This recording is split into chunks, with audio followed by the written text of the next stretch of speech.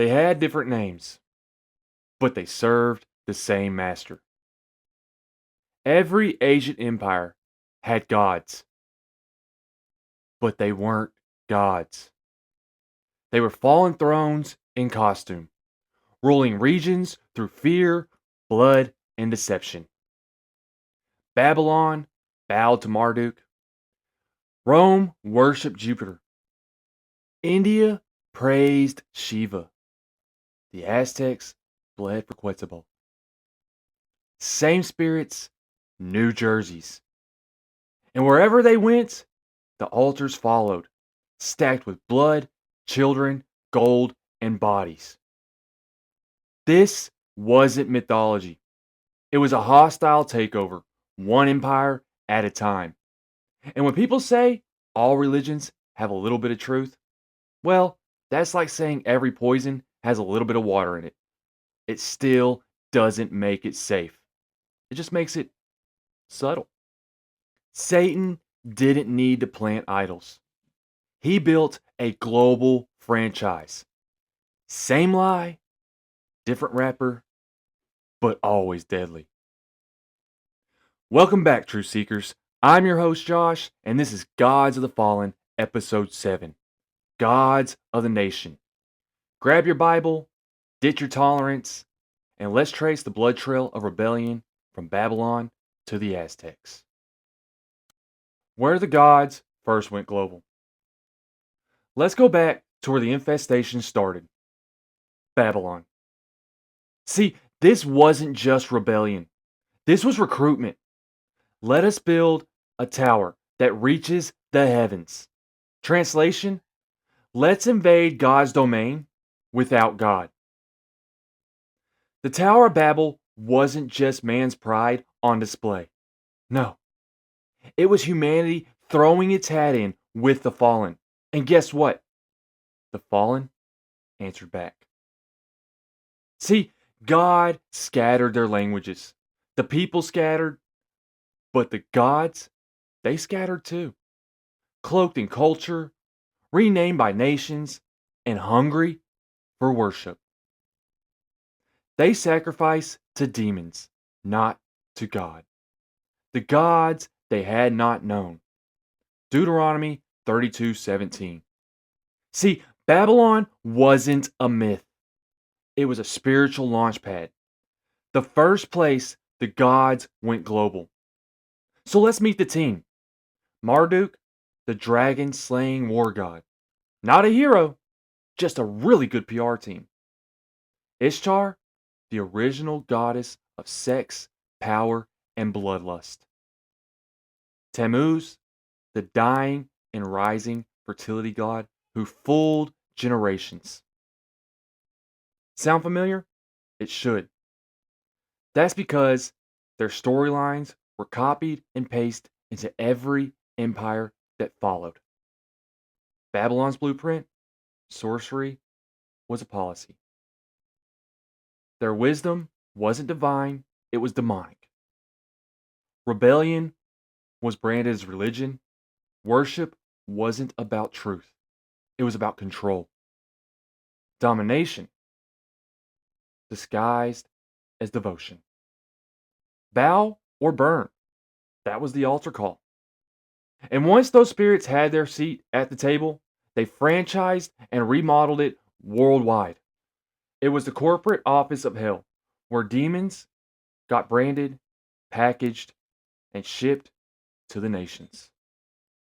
Egypt, where fallen gods were fed like royalty. If Babylon was the launch pad, Egypt was the luxury suit. Here, the fallen didn't just demand worship, they institutionalized it. See, pharaohs weren't just rulers, they were living gods. And temples weren't churches, they were government headquarters. Magic, medicine, and murder. One twisted holy trinity. Against all the gods of Egypt, I will execute judgment. Exodus 12:12. See, these weren't just mythological mascots. They were power seats. Demonic thrones disguised as national pride. And like we broke down in episode 5, God didn't just free his people from Egypt, he declared war on all the gods at the same time. Every plague was a divine hit job. The Nile to blood was a slap in the face to Hippa. Darkness was a direct uppercut to Ra. Frogs was an insult to Equit. And death to the firstborn was a direct blow to Pharaoh, Egypt's divine son, and a direct blow to Isis, the protector of children. And all the big names: Osiris, Lord of the Dead, but powerless to stop it; Isis, the manipulative enchantress; Horus, the fake divine child prototype; and Ra, the lightbringer who couldn't turn the sun on. And while they strutted like gods, God dismantled them one by one, publicly, violently, deliberately. Child sacrifices to keep thrones well fed, because apparently nothing says divinity like murdering your future. Animal headed hybrids, where lions, birds, and crocodiles got promoted to deity status. Honestly, it was like Build a God Workshop meets Jurassic Park. Rituals so twisted, demons started handing out business cards like, hey, we actually look pretty normal next to this. Egypt didn't blur the lines between man and beast, they erased it. They sold tickets to the show. Egypt didn't just build a religion, they built a theme park for fallen angels, and they called it civilization. And somewhere around Plague 7, you gotta imagine Ra leaning in like, man, I really should have read Exodus 7 before I got into all of this. Olympus was just Mount Hermon in a toga. Next stop, you guessed it, Greece, where the gods had six-pack abs, ego problems, and temple orgies. Zeus, Poseidon, Hades, Apollo. Titans, Olympians, demigods. It wasn't mythology. It was Mount Hermon with better marketing and a dress code upgrade. The Nephilim were on the earth in those days and afterwards. Genesis 6:4. Olympus was the afterword. So let's decode this family tree. The Titans, just another echo of Watcher Rebellion. The Olympians, they're spiritual grandkids with a flair for drama and domination. The demigods, half human hybrids who ruled, conquered, and occasionally turned into swans to seduce women. Yeah, we're looking at you, Zeus. And Apollo, the golden boy of light, plague, and prophecy. Yeah, the guy from the last episode who shows up again in Revelation. Spoiler, he's not here to give your horoscope. He's got a key to the abyss with a death wish with your name on it. They weren't heroes. They were half-bred tyrants with daddy issues and bloodlust. And every shrine, sacrifice, and song offered to them, it wasn't harmless mythology. It was spiritual fan mail to the Nephilim. Olympus didn't elevate humanity to godhood. It dragged it into generational trauma with thunderbolts and incest. And let's be honest, if you need a flow chart to figure out who your god is sleeping with, you're not in a healthy religion at all. Rome, the empire that put paganism on a pedestal. Now we enter Rome, the empire that didn't just tolerate idol worship, it legislated it. See, Jupiter, the Roman Zeus, still throwing lightning bolts and tantrums. Mars, god of war, fueling Rome's blood-soaked expansions. Venus, goddess of lust, vanity, and cultural rot. Rome didn't create these gods. They stole them. Greek blueprints, slapped with Latin names, mass-produced spiritual deception like it was currency, and locked it in. They deified their emperors. Caesar wasn't just king, he was divine, while taxing the poor, enslaving the weak, and crucifying truth. Rome paraded its gods in the open. And when Jesus showed up, they sharpened the nails and crowned him with thorns. But the Bible pulled no punches. Acts 14, Paul and Barnabas are mistaken for Zeus and Hermes, Jupiter and Mercury. Acts 19, Paul crashes the idol ceremony of Diana, and all hell breaks loose. Literally, a riot starts from it. The apostles didn't go soft. They named the gods, shamed the idols, and confronted the spirits behind them. Statues in plazas, shrines in homes, sacrifices in the streets. Rome was paganism with a passport. And when Christianity threatened that empire, they didn't fight it. They flipped the script. They merged the message with myth. They took the gods of Olympus, Babylon, and Egypt, put clerical collars on them, gave them new names, and called it holy. And when that still didn't fool the spiritually awake, they rebranded mythology as theology. Jupiter became St. Peter, now with keys instead of thunderbolts. Diana became Queen of Heaven, with incense instead of blood. Apollo became saints of healing and prophecy, still leading people to destruction. Mercury became the saint of travel and message. Same spirit, now sanctified. Kind of like your agent spiritual Amazon Prime. And here's the twist that most aren't going to touch. The Pope took the deal Jesus rejected in the wilderness. All these kingdoms I give to you if you bow to me, Satan, in Luke 4. Jesus said no. But Rome? Rome said yes.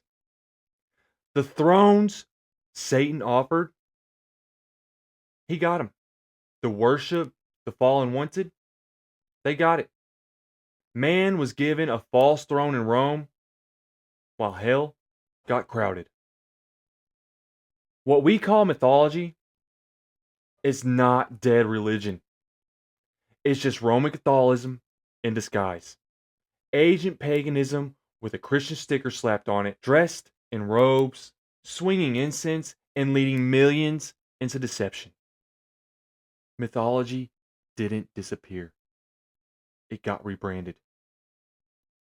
The Aztecs, where the blood never stopped flowing. Now we head west to Mesoamerica. If you thought Babylon was dark, if you thought Rome was bold, welcome to Tenochtitlan, where the worship meant blood and buckets of it. See, these weren't your average idols. They were thrones of terror, dripping in fear and gore. Quetzalcoatl, the feathered serpent, god of wind and wisdom. Hetzapatui, the sun and war god with a craving for human hearts.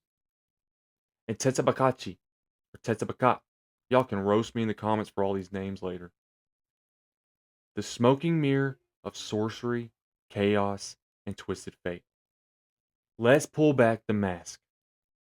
Quetzalcoatl, a flying serpent. Sounds a little too much like Eden's snake with a rebrand. Hatchapakachi, a solar war god demanding blood, echoes Ra, Apollo, Mars on a blood sugar crash. Quetzalcoatl, a chaos deity with a mirror. Basically, Hermes meets Set, but darker and smokier. Some estimate that the Aztecs sacrificed anywhere from 20 to 250,000 people a year. That's not culture. That's a blood contract. Hearts ripped out of living bodies, blood poured down temple steps like sacrament, skulls stacked like trophies, entire walls made of bone. This wasn't spiritual. It was satanic logistics. And they didn't hide it. They celebrated it. And behind every ritual and every fallen being feasted on fear, death, and dominance. You think your job is high pressure? These guys were out here hoping HR didn't mean heart removal. Frank, did you forget your restock of obsidian blades again? That's it. No PTO. No final warning. Just sacrifice. Imagine calling in sick and coming back to find your coworker's skull sitting on your desk with a sticky note. Frank didn't meet his blood quota. The Aztecs weren't just savages. They were slaves to ancient thrones with a blood quota and a body count. India, when gods had arms, fangs, and bloodthirst. Ever wonder what happens when gods stop pretending to be peaceful and start flexing like final bosses in a spiritual war? In India, enlightenment comes with swords, skulls, and blood soaked altars. This isn't divinity, it's domination with a third eye. So let's go. Let's head east now to the land of 1,000 gods. And let's be honest, why do gods who promise peace show up with fangs, blades, and blood on their hands?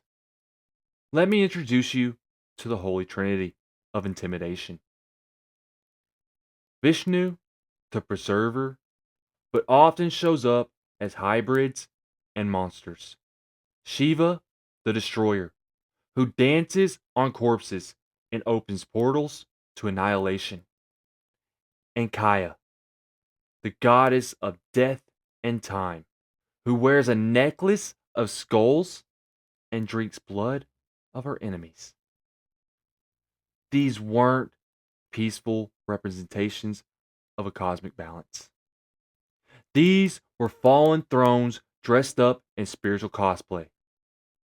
Kaya holds severed heads like trophies.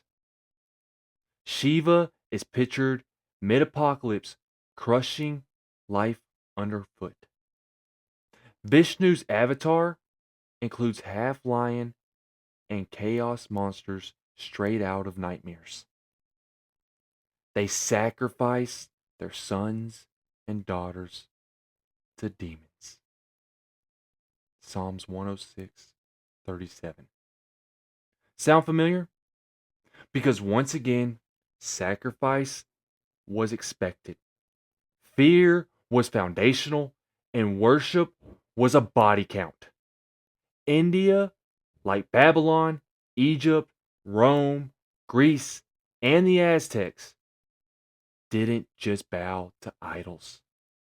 They fed them. When your gods are carrying swords and wear skulls, you're not being enlightened.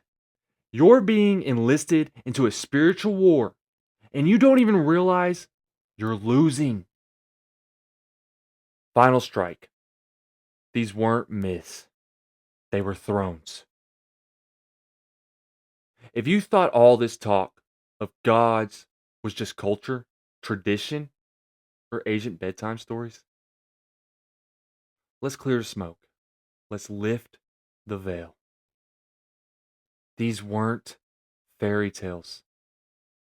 They were franchised thrones of darkness, spiritual warlords wearing local costumes across every empire, continent, and timeline. Same rebellion, same spirits, same war on truth. From Babylon's dragon gods to Rome's deified emperors. From India's blood soaked altars to the Aztecs' serpent demons. This was never about religion. It was always about dominion. They wanted worship. They demanded blood. They disguised themselves as culture, tradition, enlightenment, universal truth. But underneath, they were building a kingdom of confusion, all pointing away from Yahweh the Most High. And when the gospel hit the scene, false gods got dethroned, temples got emptied, and demons got evicted. Because when the truth walks in, lies don't negotiate, they tremble. You weren't born into a world of diverse religions. No, you were born behind enemy lines. This is war, an ancient war. But now you're awake, and it's time to stand up. If this episode shattered some illusions, lifted a veil, opened your eyes, share it. That's kingdom work. That's a seed. That's enough. And I ask you to join us next time. Because next time, we look up. Because the fallen didn't just want nations, they wanted the heavens. From ancient sky gods to modern alien deception, from astrology to angelic imposters, we're exposing celestial rebellion, still pulling the strings from above. It's not sci fi, it's supernatural. And it's time to clear the skies. So, like it, share it, follow it, because we're just now scratching the surface, and there's much more to come. Until next time, stay curious, stay engaged, and as always, stay truthful.